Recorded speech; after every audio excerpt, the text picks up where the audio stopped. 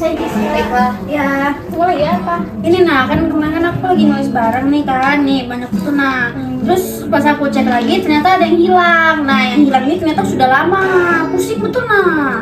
Oh, lain kali jangan pakai manual. Terus pakai apa? Pakai program aja. Emangnya bisa? Bisa. Kalian mau tahu gimana caranya? Yuk ikuti kami.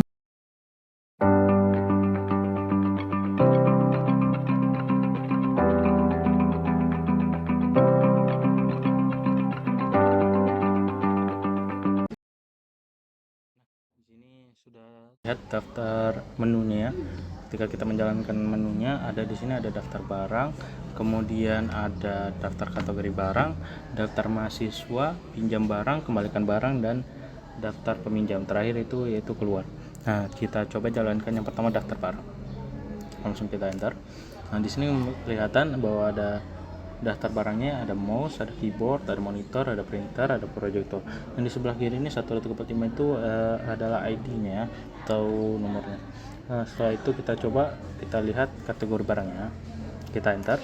Nah, di sini ada elektronik, perkakas, peralatan, masuk keluar ya. Selanjutnya kita lihat daftar mahasiswanya. Nah, di sini ada Ahmad, Budi, Cindy, Dian, Mega.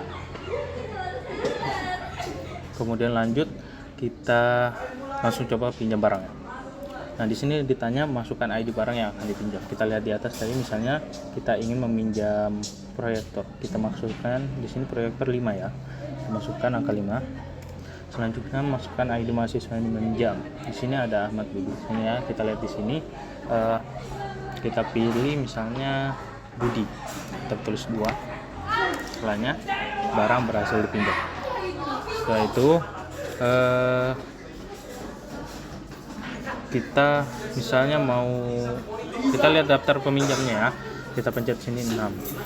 Sini akan muncul di sini ya peminjamnya, ada proyektor pinjam Budi, tanggal kembalian belum. Nah, kalau misalnya kita ingin mengembalikan barangnya, kita bisa pencet 5 kemudian enter. Nah, ditanya masukkan ID peminjam barang. Tadi Budi itu nomor 2. Ya, ID peminjaman. Di sini masukkan 3. Barang berhasil terima. Kita lihat daftar peminjamnya, tidak ada data peminjam. Nah, kemudian kita coba pilih yang mana ya, yang pilihan 0 ya. Salah. Nah, di sini terima kasih telah menggunakan program ini. Sampai jumpa. Akan membahas mengenai program inventaris barang. Inventaris barang nanti programnya akan mencakup menu daftar barang agar kita bisa melihat daftar barang, kemudian daftar kategori barang, daftar mahasiswa, pinjam barang, kembalikan barang, dan daftar peminjaman. Hal pertama yang harus kita lakukan yaitu membuat database-nya terlebih dahulu. Kita telah membuat database-nya. Di sini ada inventaris barang. Setelah itu kita akan membuat tabel mungkin sebanyak 5. Di sini ada tabel barang yang barang underscore dipinjam, barang underscore kategori underscore barang, mahasiswa, dan peminjaman. Setelah itu kita juga memasuki tabelnya. Ada di sini ada nama ID, nama deskripsi, kemudian di barang dipinjam. Nah, di sini ID barang dari barang tadi, tabel barang, ID mahasiswa dari tabel mahasiswa, tanggal pinjam, tanggal kembali. Ada kategori underscore barang. Di sini ada ID dan nama, dan barang kategorinya. Di sini ada barang dari tabel barang, ID barang. Di sini ada ID underscore kategori dari ID dari tabel kategori. Kemudian peminjaman sudah. Tabel peminjaman terakhir. Kemudian kita akan melihatkan foreign key atau hubungan-hubungannya ya. Di sini ada inventaris barang dengan barang atau kategori barang underscore kategori. Di sini terjadi hubungan many to many ya. Many to many di sini. Di sini many to many dengan barang underscore kategori, juga barang dengan peminjaman. Barang dengan peminjaman di sini terjadi many to many. Kemudian ada tabel mahasiswa, terjadi hubungan many to many juga dengan tabel peminjaman, juga tabel barang underscore peminjaman. Kemudian barang kategori juga dengan kategori underscore barang, peminjaman, barang underscore dipinjam, mahasiswa, dan barang. Dan terakhir hubungan one to many, di sini ada tabel kategori underscore barang dengan tabel barang underscore kategori. Selanjutnya untuk program kode akan dijelaskan oleh teman saya. Baik, di sini saya akan melanjutkan penjelasan dari rekan saya sebelumnya, di mana rekan saya sebelumnya tadi itu sudah menjelaskan nih, gimana sih sebenarnya sistem inventaris barang itu dibuat dan berjalannya tuh bagaimana sih. Nah, di sini kita akan melanjutkan penjelasan tentang gimana sih codingan yang akan kita buat supaya dia bisa berjalan dengan baik begitu. Nah, di sini kita akan menulis terlebih dahulu ya, untuk di nomor satunya import mysql.connector. Nah, di mana ini merupakan modul yang digunakan untuk menghubungkan dan berinteraksi dengan database MySQL. Jadi dia terhubung nih databasenya dengan MySQL. Kemudian berikutnya kita akan membuat fungsi untuk terhubung ke databasenya. Dimana di sini kita tulis dengan nih ya, dev hubungkan underscore database, kemudian tutup kurung dan juga titik 2. Return mysql.connector.connect. Kemudian hostnya kita tulis dengan localhost, usernya kita tulis dengan root, passwordnya kita kosongkan tetapi kita berikan petik 2 gitu ya di atasnya, dan juga database-nya kita berikan nama inventaris underscore barang. Adapun host ini dia untuk mengindikasikan nih alamat server database-nya, yaitu kita simpan di localhost. Kemudian usernya itu adalah username untuk mengakses database, dalam hal ini root. Kemudian untuk passwordnya ini adalah kata sandi untuk user tersebut, yang dalam contoh ini kita tulisnya kosong tetapi ada petik 2 di atasnya. Kemudian database ini menunjukkan nama database yang ingin diakses, yaitu inventaris underscore barang. Kemudian yang berikutnya ini adalah fungsi untuk menampilkan daftar menu, dimana yang akan kita tulis pertama itu adalah dev tampilkan menu, kemudian tutup kurung dan titik 2. Kemudian akan kita tulis tuh print gitu ya, dimana fungsi ini nih dia fungsinya untuk mencetak daftar menu pilihan ke layar. Menu ini memberikan pilihan kepada penggunanya, jadi pengguna ini bisa milih nih dia mau masuk ke menu yang mana begitu ya. Nah, di sini kita tulis printnya itu ada n, itu menu, jadi itu kayak judulnya gitu, menunya apa aja. Kemudian print berikutnya ada daftar barang, ada daftar kategori barang, daftar mahasiswa, pinjam barang, kembalikan barang, daftar peminjam, dan juga keluar. Jadi kalau misalnya dia udah selesai nih, udah memilih yang dia mau, nah dia bisa pencet untuk keluar begitu. Kemudian setelah itu kita akan masuk ke fungsi yang berikutnya, yaitu fungsi untuk melihat daftar barang. Nah, fungsi ini digunakan untuk menampilkan nih daftar barang yang ada di tabel barang dari database. Nah, adapun di sini ada count atau hubungkan underscore database ini untuk membuat koneksi ke database-nya. Nah, kemudian yang berikutnya adalah kursor, yaitu count.cursor, di mana ini membuat kursor untuk mengeksekusi query SQL-nya, dan juga ada cursor.execute, di mana ini untuk menjalankan query SQL untuk memilih semua data dari tabel barang. Kemudian berikutnya ada barang, di mana cursor.fetch, di mana ini untuk mengambil semua hasil dari query dan menyimpannya dalam variabel barang. Dan yang terakhir itu ada conclose, dan for item in barang itu dipencet print itemnya. Untuk conclose-nya itu untuk menutup koneksi ke database, dan for item in barang ini fungsinya untuk mencetak setiap barang yang ada dalam daftar barang. Nah, jadi ini adalah fungsi-fungsi awalnya. Nah, secara keseluruhan kode ini menunjukkan cara membuat koneksi ke database MySQL ya teman-teman. Dia juga untuk menampilkan menu untuk pengguna, kemudian juga untuk mengambil serta menampilkan data dari tabel barang begitu. Jadi bagian lain dari program ini yang tidak disertakan kemungkinan itu bakal mencakup fungsi untuk menampilkan daftar kategori barang, kemudian ada daftar mahasiswa, meminjam barang, mengembalikan barang, dan juga daftar peminjam begitu. Baik, selanjutnya akan dilanjutkan oleh rekan saya. Terima kasih. Di sini saya akan melanjutkan penjelasan yang tadi dijelaskan oleh teman saya.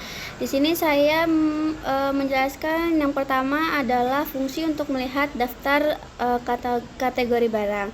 Nah, fungsi ini tuh bertujuan untuk menampilkan daftar kategori barang dari tabel kategori garis bawah barang. Yang pertama itu kita menghubungkan ke database menggunakan fungsi yang ini, hubungkan garis bawah database tutup kurung. Kemudian kita mengambil datanya, membuatnya itu dengan membuat kursor untuk mengeksekusi query SQL dengan kita tulis di sini select bintang from, terus kategori garis bawah barang. Kemudian kita menutup koneksi, yaitu kita menutup koneksinya ke database setelah data ini tadi itu diambil. Nah, setelah itu kita menampilkan data. Untuk menampilkan data kita itu mencetak setiap kategori barang dapat dari hasil query, yaitu kita tulis print dalam kurung kategori. Nah, selanjutnya ada fungsi untuk melihat daftar mahasiswa. Nah, fungsi ini bertujuan untuk menampilkan daftar mahasiswa dari tabel mahasiswa dalam database. Nah, untuk melihat daftar mahasiswa itu yang pertama kita harus menghubungkan database menggunakan fungsi, yaitu yang ini, hubungkan garis bawah database tutup kurung. Kemudian kita membuat kursor untuk mengeksekusi query SQL, kita menulis select bintang from mahasiswa yang akan nanti akan mengambil semua data dari tabel mahasiswa. Kemudian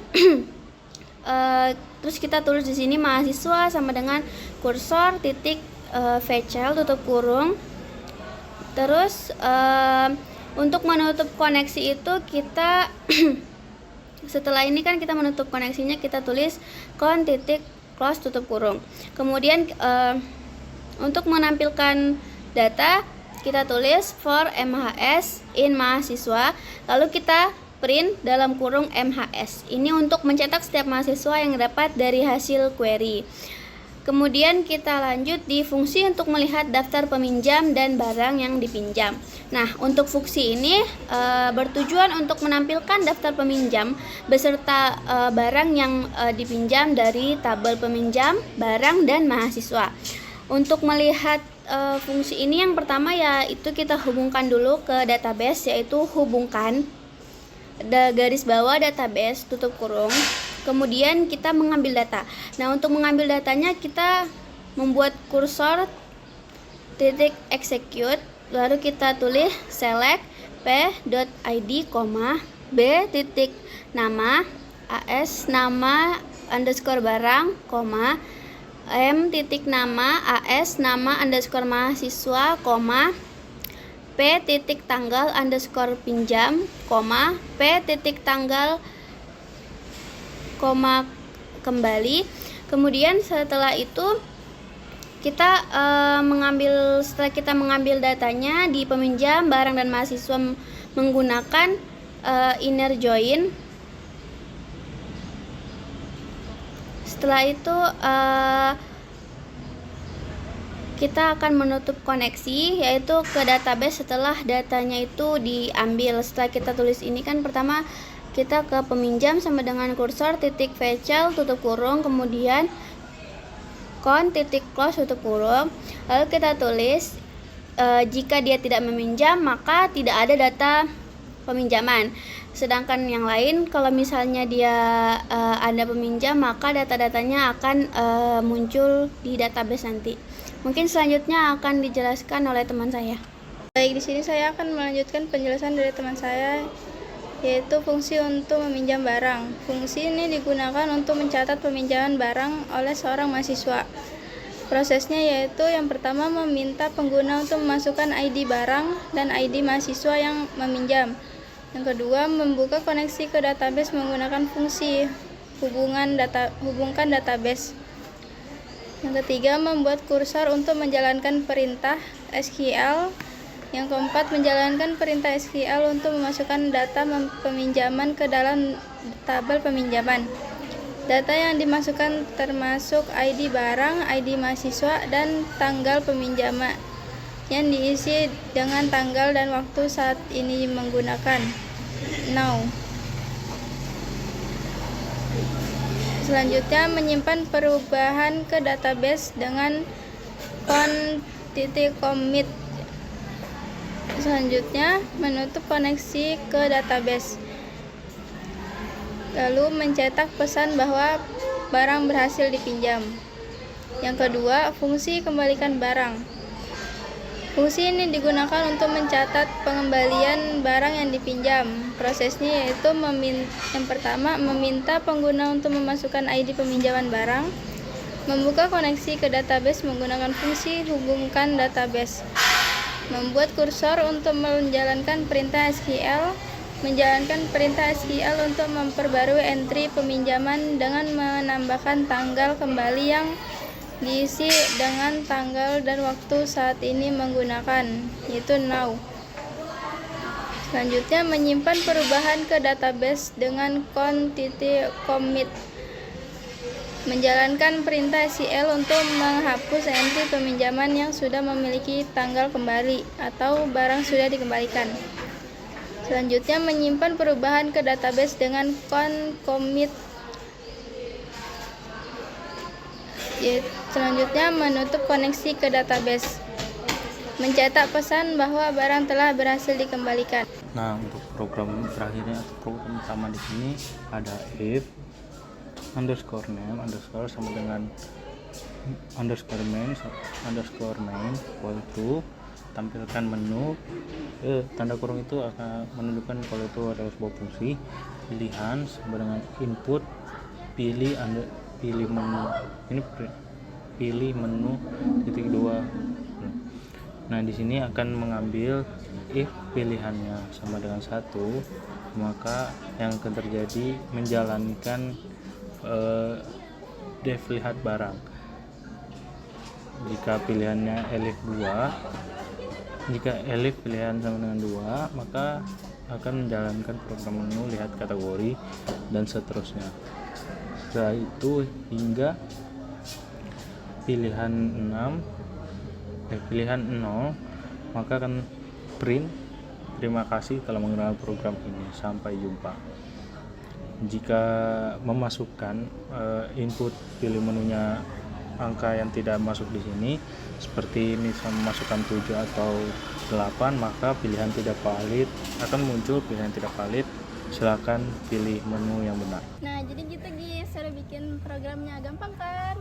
Iya sih, gampang daripada yang manual. Susah betul. Iya, betul banget. Nah, bagaimana teman-teman? Gampang kan cara bikin programnya? Teman-teman bisa loh langsung coba di rumah sendiri.